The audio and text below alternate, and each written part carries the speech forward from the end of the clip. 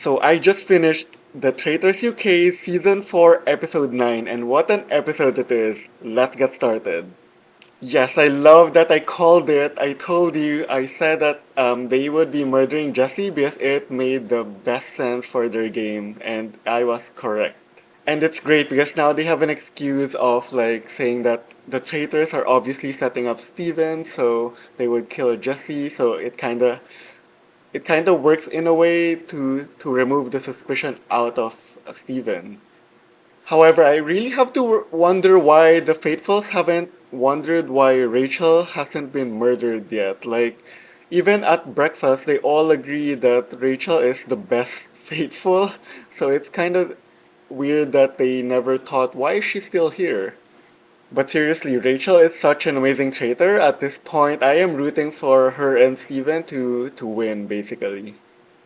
They really deserve it so much. And like the Faithfuls wasted like both Harriet and Jesse's accurate theories on Rachel and Steven, and they basically wasted that away. Like at that point for me, like you don't deserve to win.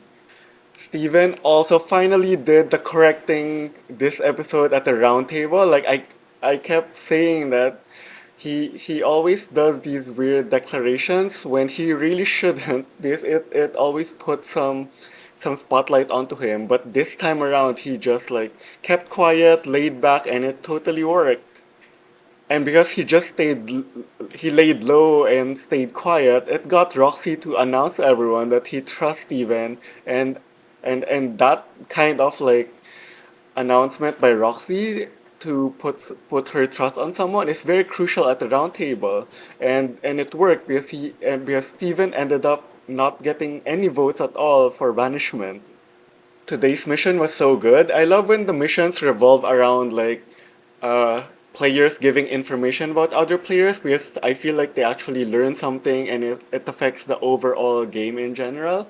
And I also like seeing Matt actually like kind of clocking early on, noticing that Steven got the first two answers correct right away. It's so funny to me that Rachel got the most votes in regards to who would make the best traitors, but yet somehow she never gets any votes for banishment as a traitor.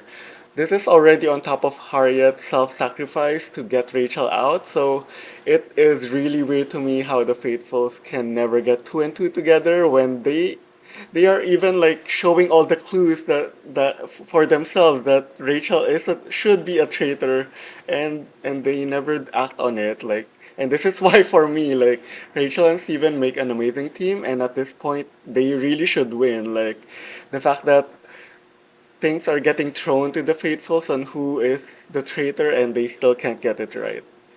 And I also felt that there was a misplay by Rachel when she put Matt on who was most valuable for the traitors. She basically said that she felt that during the Smoky Mirror confessional that Matt helped the traitors instead of the faithfuls. And in my mind, like wouldn't wouldn't a traitor be the only one who can say something like that? And at the same time, like it was kind of random to bring up when the confessionals was already like forgotten at that point, and still like nobody seemed to have thought anything of it. At the round table, it is so funny again that Amanda's intuition to suspect Jade was brought up again, but no one brings up Harriet's intuition on Rachel. And wow, this is the first time to really see Jade finally speak up. She is actually very good, very analytical, very logical, and it's a shame that she's only speaking up now because it would have been so awesome to see her like really speak up before. And but what's also so sad to see is that you can really see that she's so tired and defeated already. Like she's ready to go home at this point. And despite such an intense and emotional roundtable, it was nice to see the dinner after that happened. It was so nice to see them all together just chatting normal without talking about the game. And they are really such an amazing group. I'm so glad to see that like they really like enjoy each other's company. Not like there's not much drama. Like they're able to set aside the personal stuff and the game stuff, and it was really nice to see that during dinner. So we ended with a massive cliffhanger again, this time with the introduction of the dagger. The most important question now is who did the traitors give the dagger to? As you know, the dagger gives the player two votes instead of one, which is very, very useful and crucial and can be like a deciding factor when voting out someone during banishment. So my thoughts at this point is like it's too risky to give it to a faithful because basically if you give it to a faithful, the traitors basically have no control. Um, yeah, like they basically have no control. Even though they give it to someone who they think they can trust, the game can flip flop very easily. Like things change like so quickly, people's mind change, like anything can go in the next episode, so it's very, very risky. If they do decided to give it to a faithful for some reason, I feel like the best choice would be Roxy, because Roxy has already announced her trust to Steven, so I feel like at least giving it to Roxy means Steven is gonna be protected. It just doesn't mean so much for Rachel, but at least if they can work their way to for Roxy to trust Rachel, then at least they can both kind of be protected.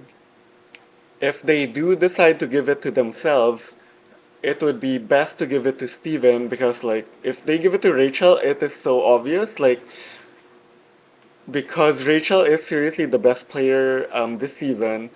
If Rachel was a true faithful, no traitor would want to give it to Rachel because like why would you give it to the best faithful? So if the dagger ends up with Rachel, the only logical conclusion that I hope the faithfuls would see if that scenario happens is that Rachel is a traitor. So basically the best choice would be Steven at this point, especially since Roxy already gave her approval on to Steven.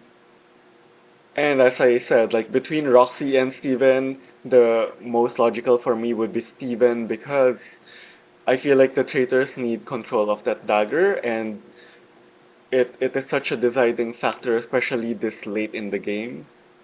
The traitors cannot really risk it being up to chance at this point, and that's pretty much my prediction. And I'm very curious what you think. This, I think, is my favorite episode so far in the season.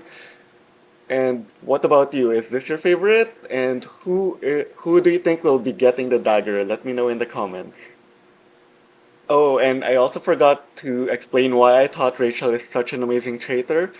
To come up with a strategy about announcing at breakfast that she has like an evidence that she would bring up at round table, and then to switch it at the round table to say that it's actually just to suss out who she thinks is a traitor, and then to pin it on Ellie.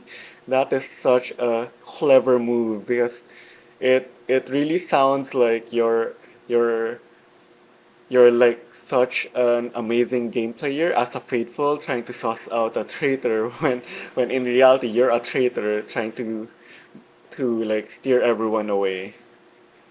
And it totally worked in the end because like nobody sussed her out, nobody even voted for her, and she got Ellie out who she was trying to target with her strategy anyway. So she's just such an amazing traitor. Like it's so good to see her and Steven together. They make such an amazing team, and at this point, I am rooting for them. And let me know if you're rooting for them too.